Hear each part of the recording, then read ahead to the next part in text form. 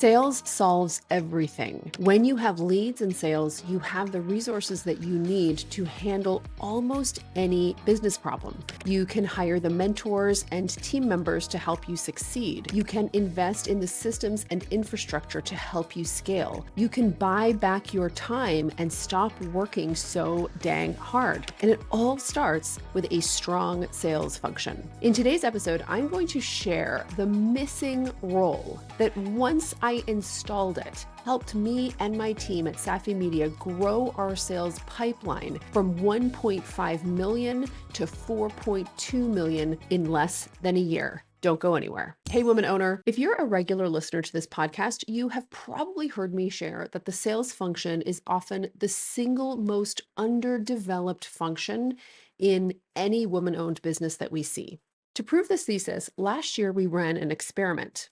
So we brought together a case study of 22 women entrepreneurs. These were women entrepreneurs in our coaching program. We gave them 30 days. And during that 30-day period, we acted as their sales manager. They had no time to do any extra marketing. They were not really making any new offers. It was basically business as per usual. But the thing that was different is that we installed a freaking robust sales system. We acted as their sales manager and we helped them drive sales. Now, my hypothesis about this experiment was that we were probably going to see an average of 30% sales growth. So what we did is we had them calculate their average monthly revenue from the 3 months before. So we took a look at, hey, what did you make the 3 months, each of the 3 months before we started this experiment? Let's get an average, let's get a number. And then we took a look at the total value of sales they contracted during the month that we were helping them drive sales. I figured it'd be 30%, and I was like, that would be astounding. The result, 579% was the mean increase in month over month revenue. It was massive. Now, during this time, I was also investing time and energy in scaling up our own sales function here at Safi. You know, we have a mission to double the number of women entrepreneurs who sustainably scale to 1 million plus by 2030.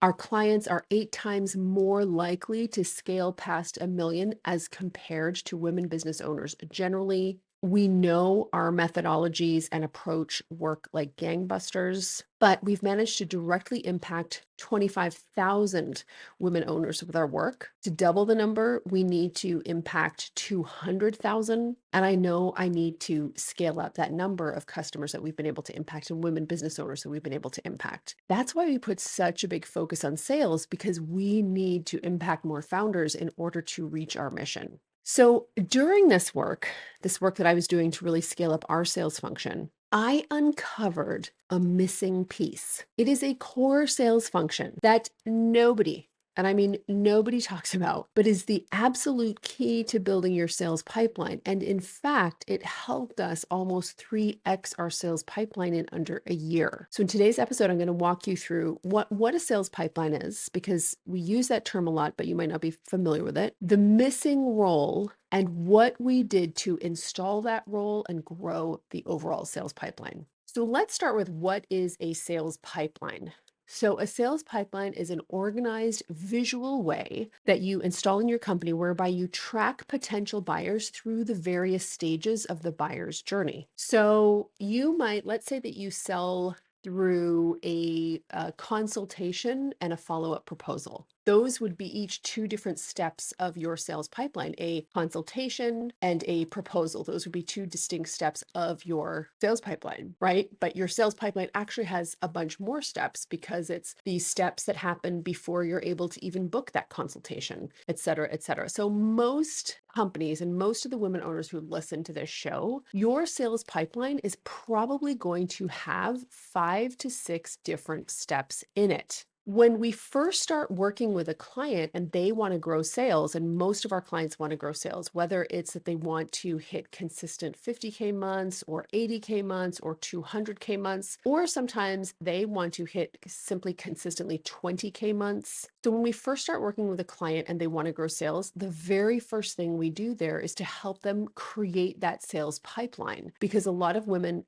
owners and women owned companies don't even have that. And the reality is, you have a sales pipeline If you're actively making sales, you have a sales pipeline, but most of you aren't looking at it in a detailed way. And because you're not looking at it in a detailed way, you can't manipulate it or move it or work with it or grow it as effectively as you could. It's like Dolly Parton says, success is knowing who you are and doing it on purpose. You have a sales pipeline, i.e., knowing who you are. Now you need to do it on purpose. So that alone is a huge, like if we were sit down with you and just help you plot your sales pipeline, that alone starts to make a difference. Okay. We haven't even done anything yet. We've just helped you see what you already have. And you're going to start seeing, oh, once you understand, see how things break apart, that in itself is really powerful. For most, like for us, our sales pipeline is going to have 5 main stages. Now, we would actually break it down into like 7 stages, but to keep it simple, the first thing is that we are going to have leads. So leads come into our world in various different ways. So that first section is leads, and we have like a standard that they have to meet to be a lead.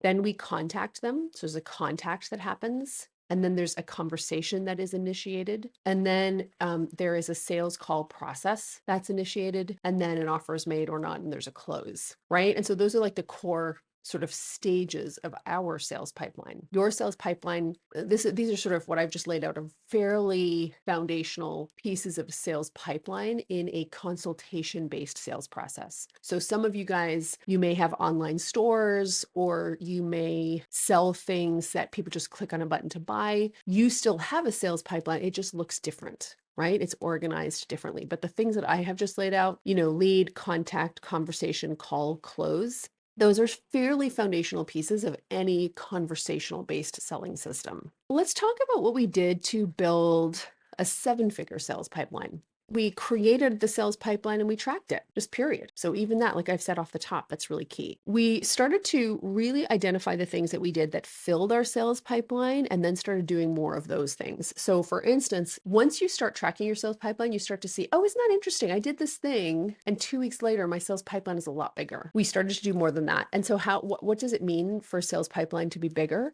Part of creating your sales process and part of creating your sales pipeline is that you actually assign very specific values to each stage of the sales pipeline. Now, this is starting to get complicated, and podcasting is not a great place to share complicated information because even the best listeners only retain a max of 50% of what they hear. So I will just say that again, and we'll typically take a look at an entrepreneur and see how much resources do they have, how sophisticated are they, not as a person, but how sophisticated is the business. The more sophisticated, the more we drill down into the sales pipeline. Because a lot of you guys are literally stepping over money because you're not drilling down into your sales pipeline close enough, but you're still complaining that you're stuck at a revenue plateau. I will never get it. But anyway, so we identified the things that we did that made our sales pipeline bigger, and we just did more of those things.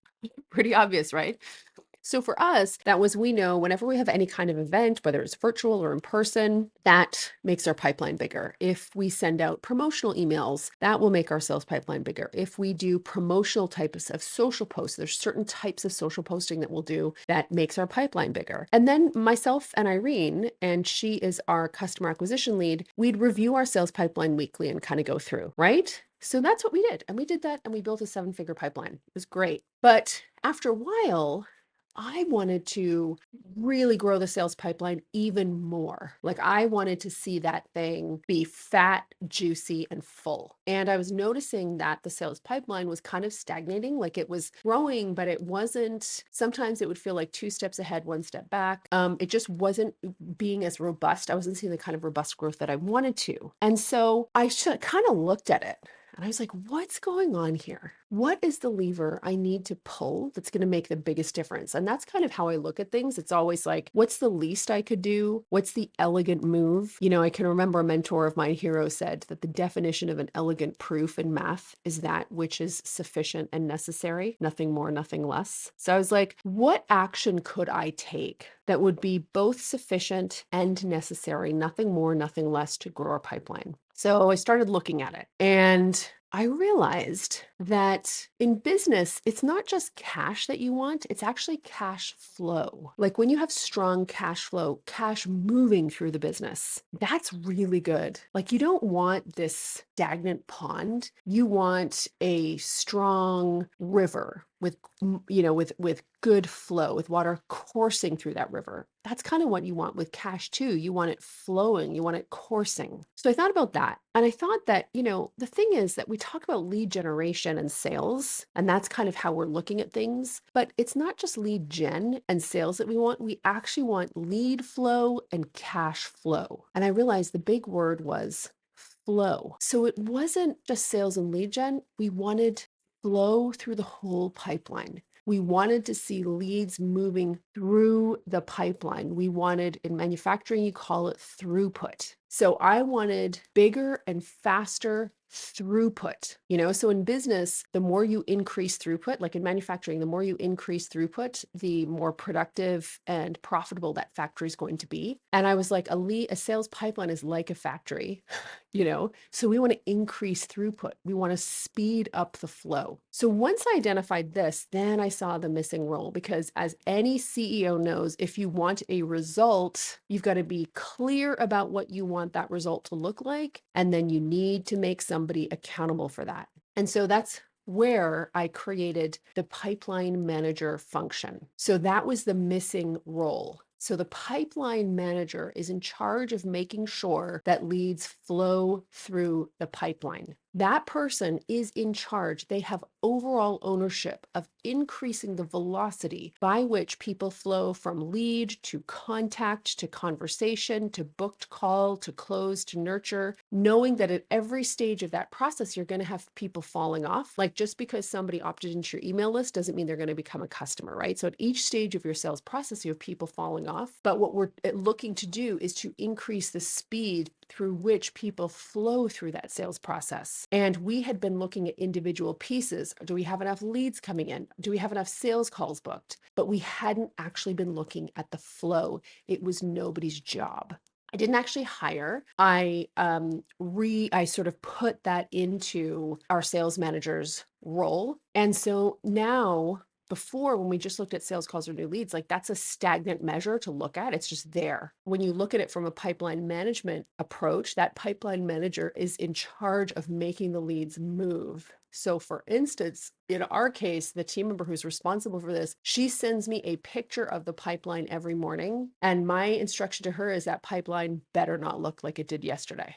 You know what I mean? Like it better not look. If it is identical to how it looked yesterday, we had a failure and a breakdown, and it's got to be fixed. So it is really cool. That is the thing. Focusing on pipeline management, identifying what I wanted to look like, putting somebody accountable and in charge of that. That's the thing that exploded our sales pipeline from roughly 1.5 million in August to about 4.2 million in February. And your pipeline is just, when you look at the pipeline, so it's a snapshot in time, but on average, our sales pipeline, if you looked at our sales pipeline at any one time, we had about 1.5 million in the pipeline. Today, just before doing this podcast episode, I went and checked it out, 4.2 million, and I'm recording this in February. Now, I really haven't heard anybody talk about this nuanced role inside of sales growth. And that's why I wanted to present it as a case study here, because it's really powerful. And I thought just kind of by sharing it with you, it would help you look at your own sales pipeline in a different way. So yeah, so hopefully this is really useful to you,